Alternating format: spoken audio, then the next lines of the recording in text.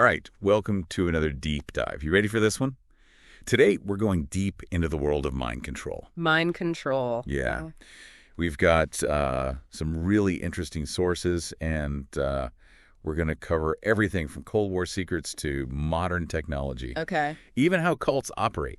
So this should be fun, right? Yeah, I think mind-blowing is a good word for it. It's really interesting to think about, like, what's real and what's not when it comes to this topic. Totally. We're going to look at some real historical events, scientific research, and some of these claims about, like, how this stuff might be happening to us right now, today. Yeah, for sure. So to give you a taste, we've got some YouTube videos from this neurosurgeon who's making some pretty crazy accusations. Interesting. And we've got interviews with brainwashing experts, and we're going to be looking at M-Culture, those declassified documents. Oh, wow. M-Culture. Yeah, M-Culture. That's, I think a lot of people have heard about this, but if you haven't, it was an actual program run by the CIA. Mm-hmm. They were exploring all sorts of mind control techniques, and, well, to be honest, a lot of them were really unethical. Yeah, some crazy stuff.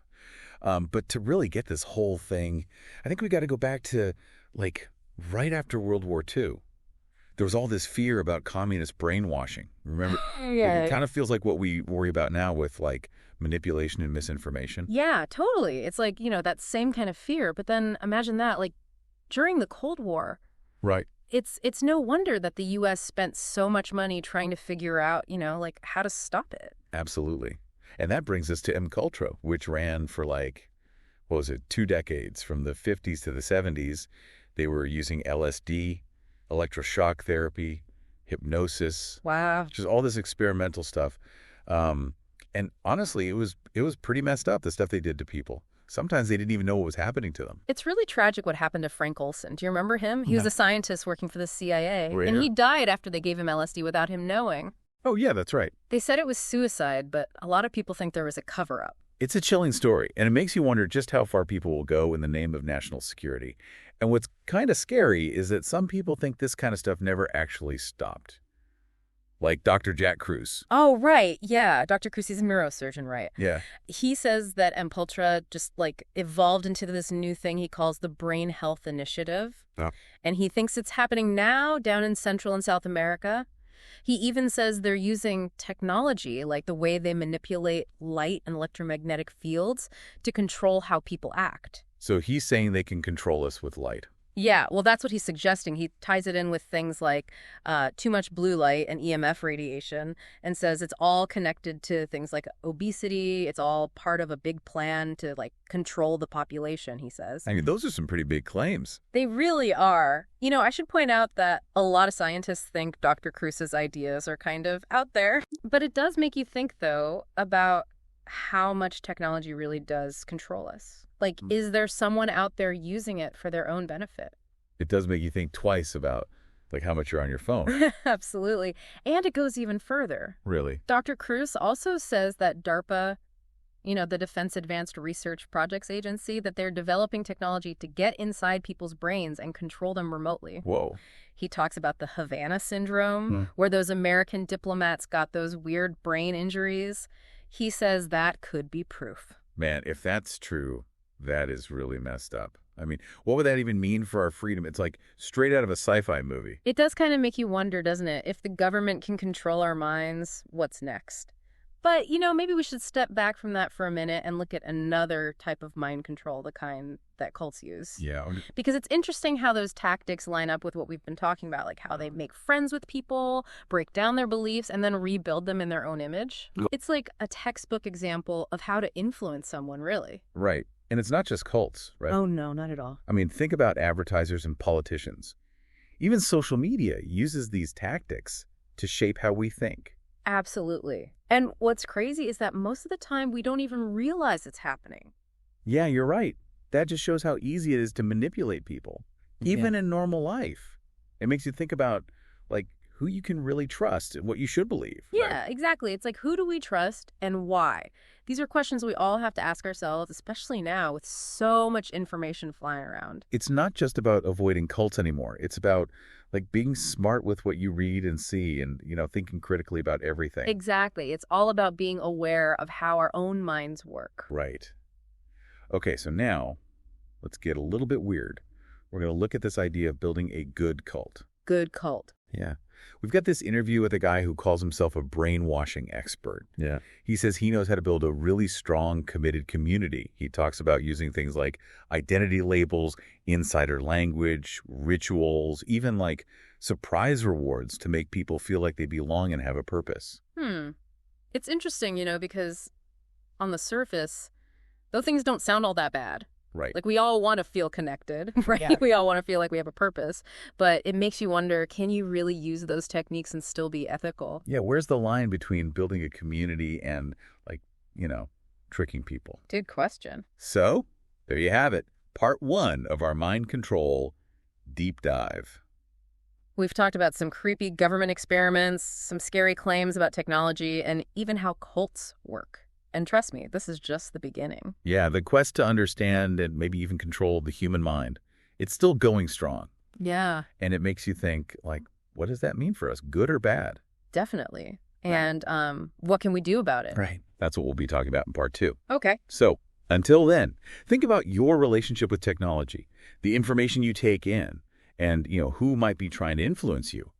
Because, as we've seen, mind control might be closer than you think. Closer than we think. Welcome back to our deep dive on mind control. Mind control. We've gone over some pretty heavy stuff. Yeah. MKultura, all of Dr. Cruz's theories about manipulation. Right. But before we go like full conspiracy theory here, I kind of want to understand more about like how our brains actually work. Okay. Like the actual science behind all this stuff. Yeah, that's a really good point, actually. Yeah. It's easy to get caught up in, the crazy stories and everything, but understanding the science is like super important. Right. And when we're talking about mind control, one thing people don't talk about enough is like how much light can affect us. Light. Light, yeah. I mean, I get that it's important for, seeing, but how does that tie into mind control? Well, think of light as information, right? Yeah. It's like it carries these signals that our bodies use to regulate things, like when we sleep and wake up, our hormones, even our mood and how well we think. Oh, wow. Yeah, so when those natural light patterns get messed up, it can really affect our whole system. So like the whole blue light from your phone keeps you awake at night thing? Yeah, that's part of it, but it's even more than that. Like too much blue light, especially at night, it stops our bodies from making melatonin. Melatonin? Yeah, that's the hormone that tells our body it's time for bed. Right. And without enough melatonin, we don't sleep well, our moods are all over the place, and we can't even think straight. So it's not just about feeling tired. It actually like messes with our brains. Exactly. Right. And Dr. Cruz, he takes this even further, right? Yeah. He says that all this artificial light, especially the blue light, it's like a kind of abuse. It's abuse. Yeah, tech abuse. And he says it's causing all kinds of problems in society. Okay, that's a pretty big statement, right? It is. Is he saying that like someone is doing this on purpose to control us? Well, he does suggest that it might be part of a plan, to keep people like calm and easy to control. Okay. He compares it to the work of this guy, Dr. Robert O. Becker. Right. He was a scientist who studied bioelectromagnetics, and he got a lot of pushback for his research on how bad EMFs can be for us. So the idea is that like if someone can control the light we get, they can control how we act. That's basically Dr. Cruz's argument. And it might sound crazy, like something out of a movie, but think about it. We're always around light and EMFs. Yes. Whether we realize it or not. Okay, so let's say Dr. Cruz is right. What can we even do about it? Are we all just going to become like mindless zombies staring at screens? No, not necessarily. Okay, good. Dr. Cruz talks a lot about how important it is to like get back in sync with natural light patterns. Okay, so like what does that actually mean? Basically, get lots of sunlight during the day, and then at night, try to avoid artificial light, especially blue light. And of course, try to sleep well. So put down the phone, step away from the computer, go outside more. It sounds simple, but it's hard to actually do. Yeah. Especially now when we're all so connected. Right. But it can make a huge difference for our minds and bodies. It's like a digital detox. Something we all know we should do, but we don't. Exactly. Right. But remember, you have the power to choose, right? Yeah. You don't have to let your devices control you. That's a good point. Yeah. Okay, so let's get back to cults for a minute. Okay. We talked about how they use, psychology to influence people. Right. But I kind of want to dig deeper into that. Yeah, for sure. Okay. One of the most interesting things about cults is how they tap into our basic human needs. Yeah. You know, the need to belong, to have a purpose, to feel like our lives have meaning. They offer this sense of community and certainty, especially in a world that feels so chaotic and uncertain. It's like they're giving you all the answers, but what's the catch? That's the problem, right? Yeah. They create this sense of unity and purpose, but they do it through manipulation and control. Oh. They use things like, labels, special language, rituals, all to make people feel like they're part of something exclusive and to separate them from the outside world.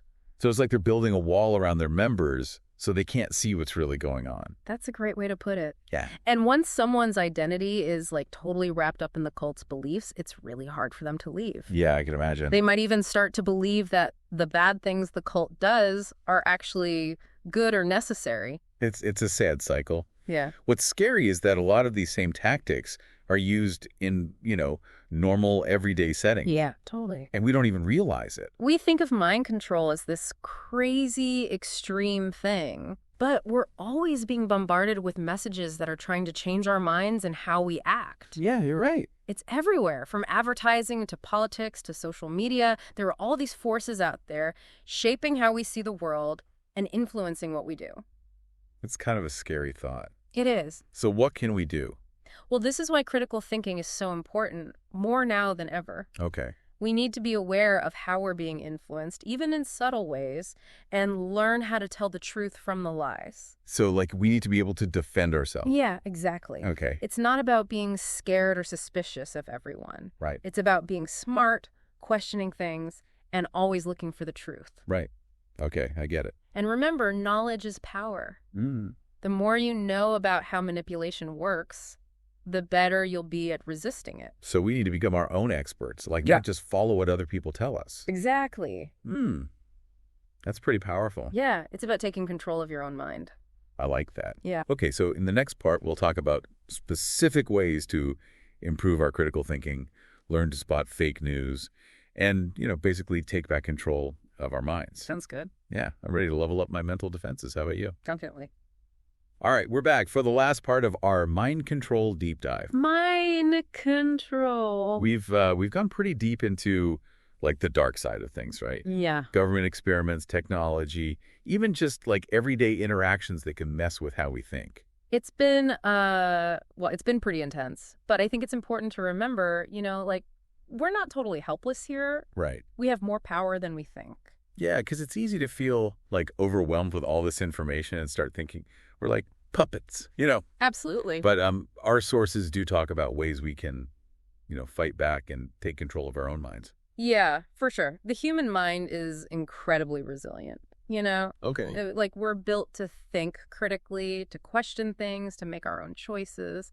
So it's we have this inner defense system against manipulation. Yeah, exactly. Cool. And any muscle, the more you use it, the stronger it gets. Okay, so how do we do that? How do we get stronger? Well, one thing you can do is try to cultivate a healthy skepticism. Skepticism. Yeah, don't just believe everything you hear or read, right? Right. Question the source. Think about their motives. Look for evidence. So be more active when you're reading or watching stuff, not just absorbing it. Exactly.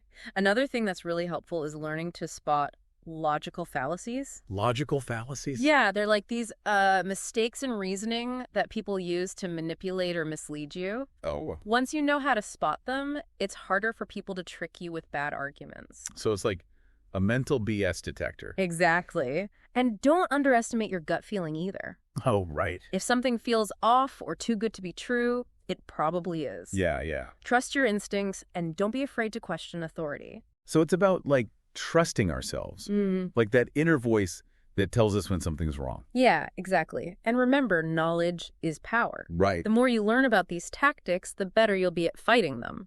So it's about becoming our own experts. Yeah. Not just following what other people say. Precisely. That's pretty cool. And don't forget the power of community. Community. Yeah, surround yourself with people who support you and challenge you to think for yourself. So having good friends can actually protect you from this stuff. Absolutely. A strong social network can be a really powerful buffer against manipulation. That makes sense. Remember what Dr. Cruz said. If not you, who will take our country back? Yeah. He's not just talking about politics, you know? Right. It's about waking up, taking back control of our own minds. It's like a call to action for all of us. Exactly. To, like, fight for our mental freedom. As we wrap up this deep dive, I encourage you to keep learning about this stuff. Question what you see and hear. Look for different perspectives. Don't ever stop learning. Because in a world where information can be used as a weapon, the best defense is, like, a smart and critical mind, right? Absolutely.